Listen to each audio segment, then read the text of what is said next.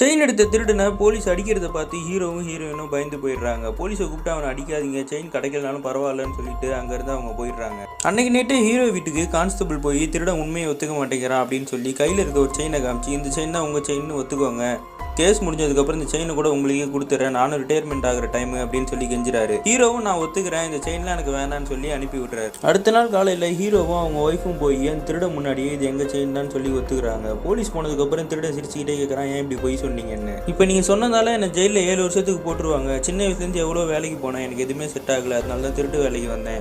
இதுக்கப்புறமா திரும்பி வாழ பார்க்குறேன், அதுக்கு நீங்கள் தான் ஹெல்ப் பண்ணணும்னு அவன் கேட்குறான்.